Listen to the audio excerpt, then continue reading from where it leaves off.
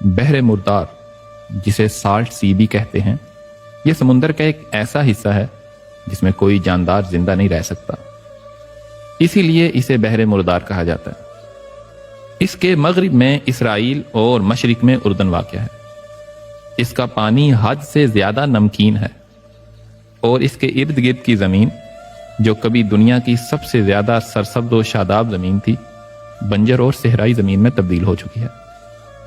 اس کی اصل وجہ یہ ہے کہ آج سے ہزاروں سال پہلے یہ جگہ قوم لوط کا مسکن تھی۔ یہ علاقہ 5 بڑے شہروں پر مشتمل تھا اور صدوم ان شہروں کا دارالحکومت اور مرکز سمجھا جاتا تھا۔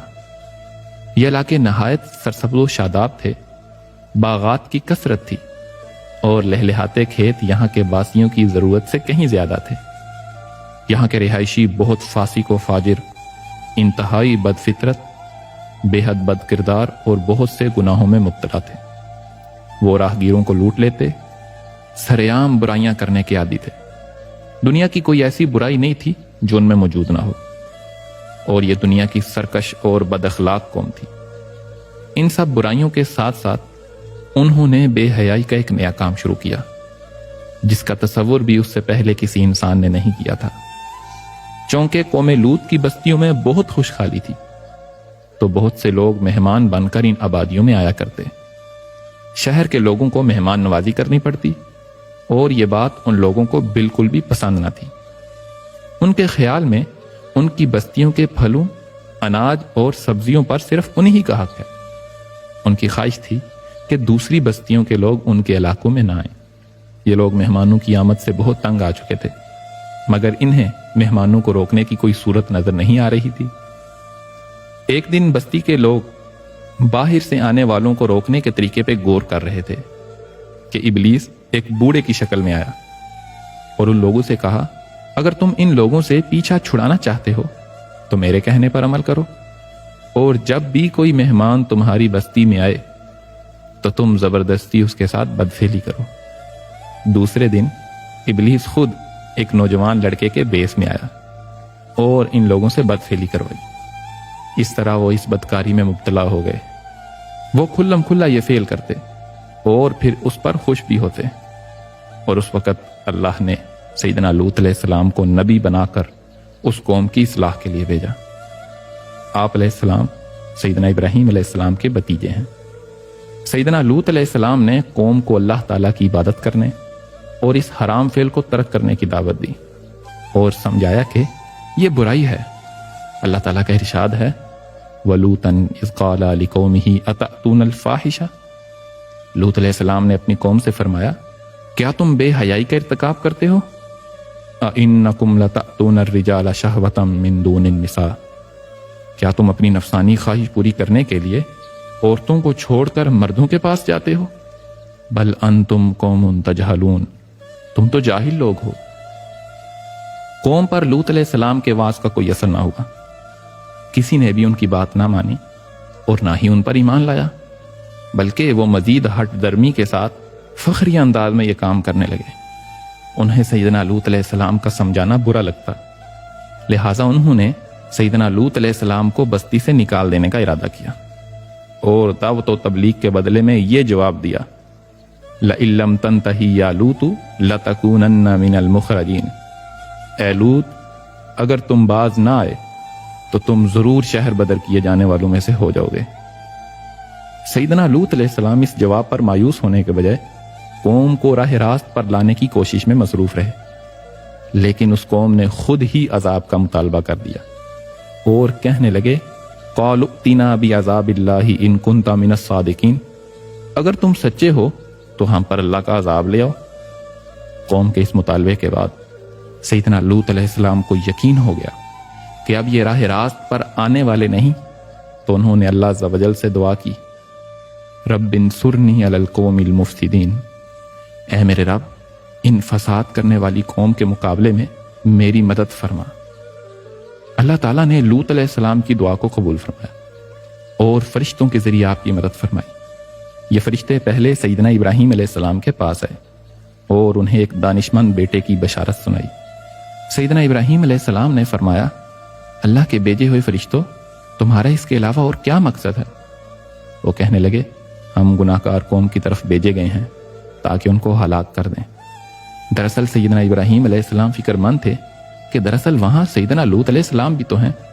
فرشتوں نے ان کی فکر مندی اس بات سے ختم کی کہ لَنُنَجِّيَنَّهُ وَأَهْلَهُ إِلَّا امْرَأَتَهُ كَانَتْ مِنَ الْغَابِرِينَ، ہم ان کو اور ان کے گھر والوں کو بچا لیں گے سوائے ان کی بیوی کے کہ وہ پیچھے رہنے والوں میں سے ہوگی۔ فرشتے سیدنا ابراہیم علیہ السلام سے رخصت ہوئے اور سورج غروب ہونے کے قریب سدوم پہنچے۔ فرشتوں نے سیدنا لوط علیہ السلام سے مہمان بننے کی اجازت مانگی۔ سیدنا لوط علیہ السلام نے سوچا کہ اگر میں نے انہیں اپنے پاس نہ ٹھہرایا تو کوئی دوسرا انہیں اپنا مہمان بنا لے گا۔ مفسرین لکھتے ہیں کہ یہ فرشتے سیدنا جبرائیل علیہ السلام، میکائیل علیہ السلام اور اسرافیل علیہ السلام تھے۔ سیدنا لوط علیہ السلام کی بیوی قوم سے ملی ہوئی تھی۔ اس نے نوجوان لڑکوں کی گھر میں موجودگی کا راز فاش کر دیا۔ یہ سن کر بستی والے دوڑے ہوئے سیدنا لوط علیہ السلام کے گھر پہنچے۔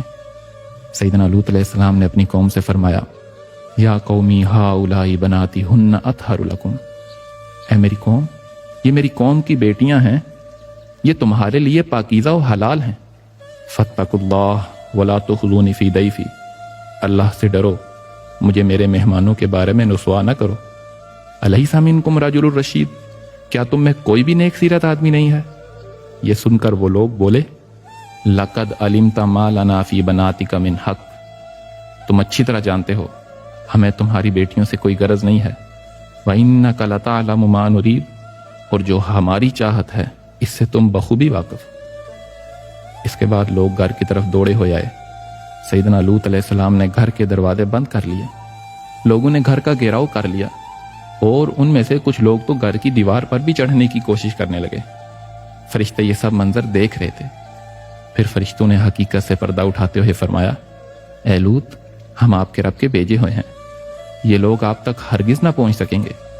آپ اپنے گھر والوں کو رات کے کسی حصے میں لے کر نکل جائیں اور کوئی بھی مڑ کر پیچھے نہ دیکھے۔ ہاں، اپنی بیوی کو ساتھ نہ لینا، یقیناً اسے بھی وہی عذاب پہنچنے والا ہے جو انہیں پہنچے گا، بے شک ان کے عذاب کا مقررہ وقت صبح کا ہے۔ سیدنا لوط علیہ السلام حقیقت جان کر مطمئن ہو گئے اور اپنے اہل خانہ کے ساتھ رات ہی کو نکل گئے۔ قوم لوط سیدنا لوط علیہ السلام کے گھر کا دروازہ توڑنے پر بضد تھی، تو سیدنا جبرائیل علیہ السلام نے اپنے پر کا ایک کونا انہیں مارا جس سے وہ اندھے ہو گئے۔ یہ خاص عذاب ان لوگوں کو پہنچا جو سیدنا لوط علیہ السلام کی طرف بدنیتی سے گئے تھے۔ صبح عام عذاب میں پوری قوم تباہ ہو گئی۔ قرآن پاک میں ارشاد ہے وَلَقَدْ رَاوَدُوهُ عَنْ ضَيْفِهِ فَطَمَسْنَا أَعْيُنَهُمْ، ان لوگوں نے لوط علیہ السلام سے ان کے مہمانوں کو چھین لینے کا ارادہ کیا تو ہم نے ان کی آنکھیں اندھی کر دیں۔ اب میرے عذاب اور ڈرانے کا مزہ چکھو۔ پھر اگلی صبح کا آغاز ابھی ہوا ہی تھا کہ اللہ کے حکم سے سیدنا جبرائیل علیہ السلام نے بستی کو اپنے پر سے اکھیڑا اور آسمانوں تک اٹھایا، پھر اس بستی کو الٹ کر زمین پر دے مارا۔ اس کے بعد ان پر پتھروں کی بارش ہوئی، ہر پتھر پر مرنے والے کا نام لکھا ہوا تھا۔ جب یہ پتھر ان کو لگتے تو سر پاش پاش ہو جاتے۔ کچھ ہی دیر میں پوری کی پوری بستی نیست و نابود ہو چکی تھی۔ اللہ سبحانہ و تعالیٰ نے قرآن مقدس میں ارشاد فرمایا فَلَمَّا جَاءَ أَمْرُنَا جَعَلْنَا عَالِيَهَا سَافِلَهَا، پھر جب ہمارا حکم پہنچا تو ہم نے وہ بستیاں الٹ دیں۔ وَأَمْطَرْنَا عَلَيْهَا حِجَارَةً مِّن سِجِّيلٍ مَّنْضُودٍ، اور اس زمین پر کنکر کے پتھر برسانا شروع کیے جو لگاتار گر رہے تھے۔ قوم لوط کی ان خوبصورت بستیوں کو اللہ نے ایک انتہائی بدبودار اور سیاہ جھیل میں تبدیل کر دیا جس سے رہتی دنیا تک کوئی فائدہ نہیں اٹھایا جا سکتا۔ دنیا کی حسین ترین بستیوں میں آباد قوم لوط کو اللہ سبحانہ و تعالیٰ نے 2200 قبل مسیح نیست و نابود فرما کر دنیا کے لیے عبرت کا نشان اور عقل و شعور رکھنے والوں کے لیے نصیحت بنا دیا۔ کچھ سال پہلے بحیرہ مردار کے ساحل پر قوم لوط کی بستیوں کے بعض تباہ شدہ آثار ظاہر ہوئے، جبکہ اللہ نے 1400 سال پہلے قرآن کریم میں ارشاد فرمایا تھا وَلَقَدْ تَرَكْنَا مِنْهَا آیَةً بَيِّنَةً لِقَوْمٍ يَعْقِلُونَ، ہم نے اس بستی کو ایک واضح نشان کے طور پر عقل والوں کے لیے برقرار رکھا۔ اس کبھی عمل کی بدولت اللہ عز و جل نے ایک قوم کو مکمل تباہ فرما دیا جو آج تک ہمارے لیے عبرت کا نشان ہے، اور اس فعل کو اس قدر ناپسند فرمایا کہ اللہ کے حبیب نے ارشاد فرمایا مجھے اپنی امت کے بارے میں جس چیز کا سب سے زیادہ خوف ہے وہ قوم لوط کا عمل ہے، اور فرمایا تم لوگ جسے قوم لوط کا عمل کرتے ہوئے پاؤ تو فاعل اور مفعول دونوں کو قتل کر دو۔ اللہ سبحانہ و تعالی اپنے حبیب صلی اللہ علیہ وآلہ وسلم کے صدقے ہمیں گناہوں سے محفوظ فرمائے، آمین۔